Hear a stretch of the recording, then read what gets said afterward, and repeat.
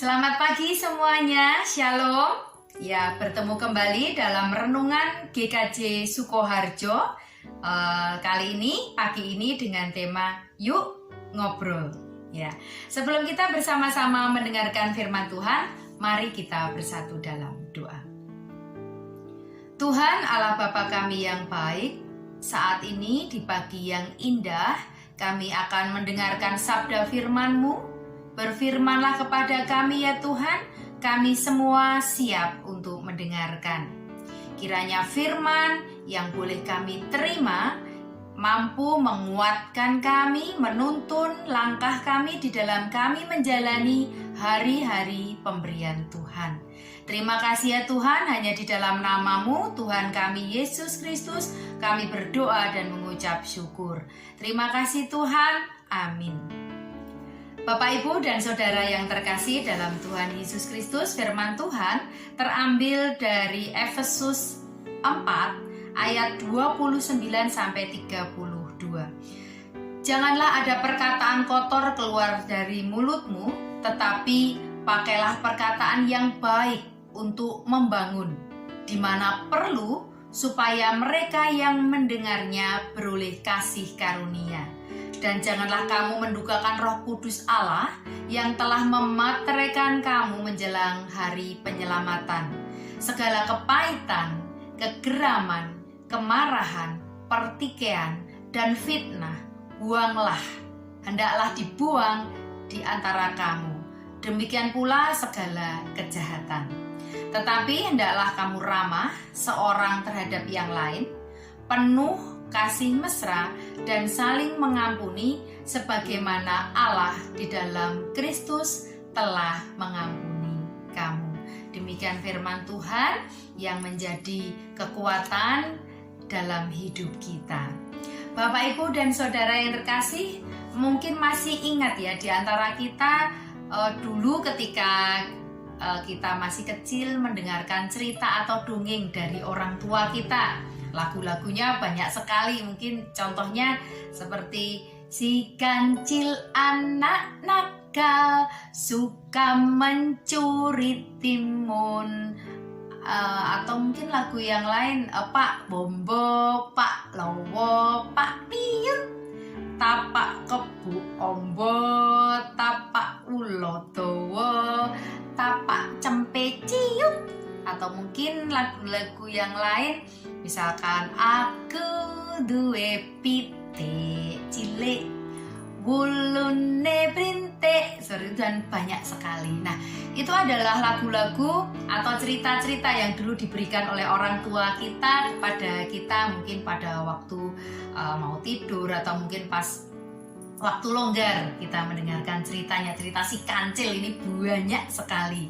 Nah, itu adalah salah satu contoh bagaimana cara orang tua dengan anak menjalin sebuah komunikasi.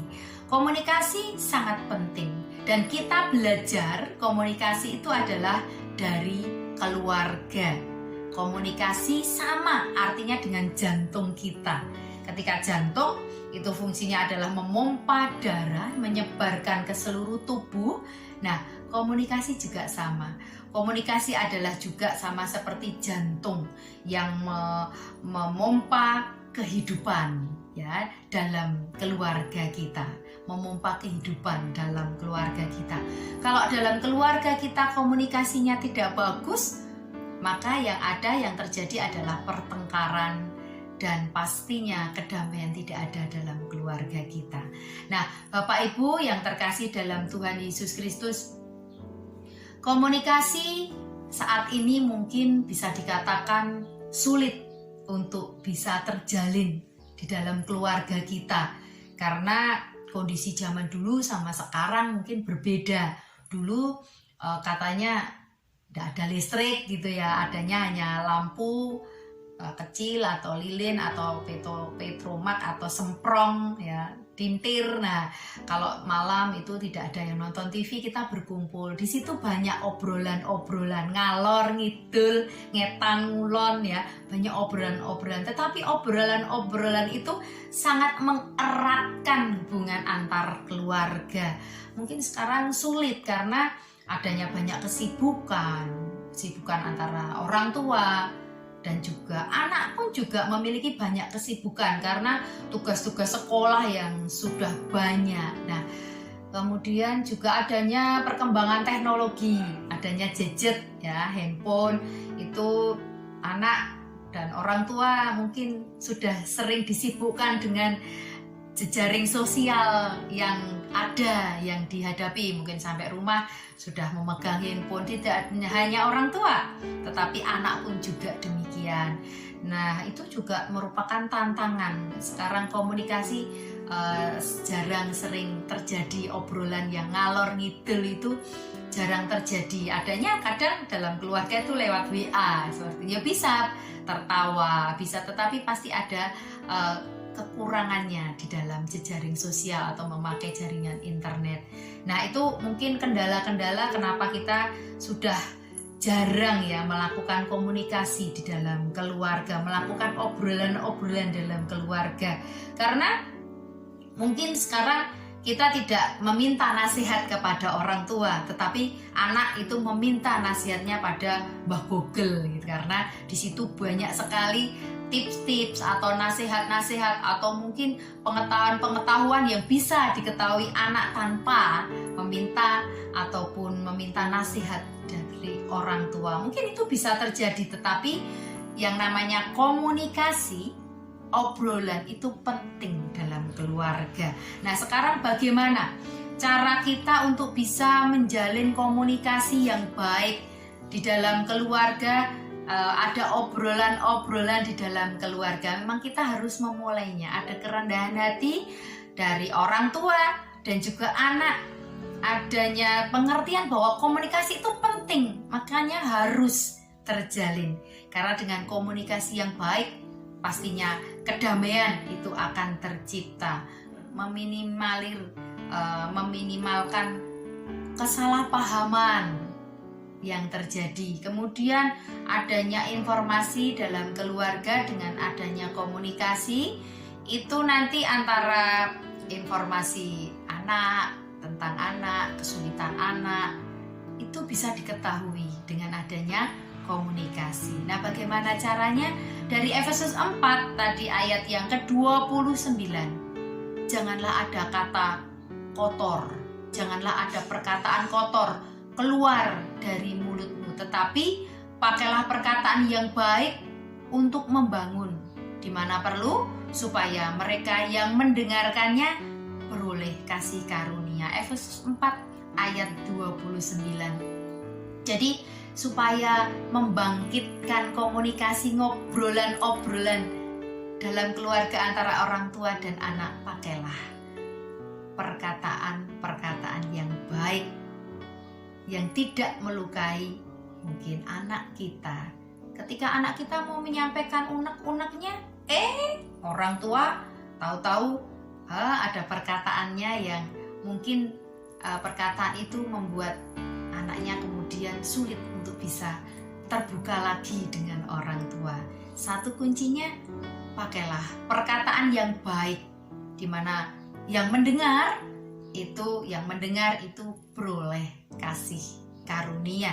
Yang kedua, di ayat yang selanjutnya ada segala kepahitan, kegeraman, kemarahan, fitnah hendaklah dibuang di antara kamu.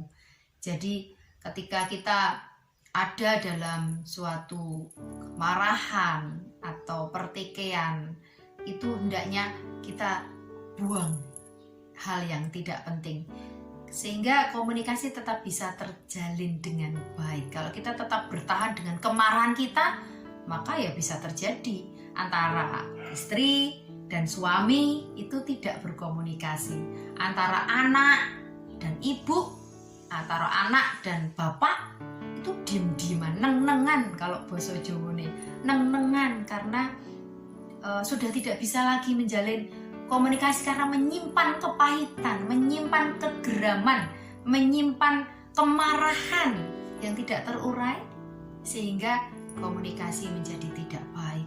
Kemudian lagi yang ketiga, hendaklah kamu ramah seorang terhadap yang lain, penuh kasih mesra dan saling mengampuni. Itu adalah dasar 3 hal di mana kita bisa menjalin komunikasi yang baik di dalam keluarga. Diingat bahwa komunikasi itu diajarkan kepada anak dini itu dalam sebuah keluarga. Mari kita sebagai orang tua, saya sebagai orang tua juga mengingat 3 hal ini. Janganlah ada perkataan yang kotor, pakailah perkataan yang baik.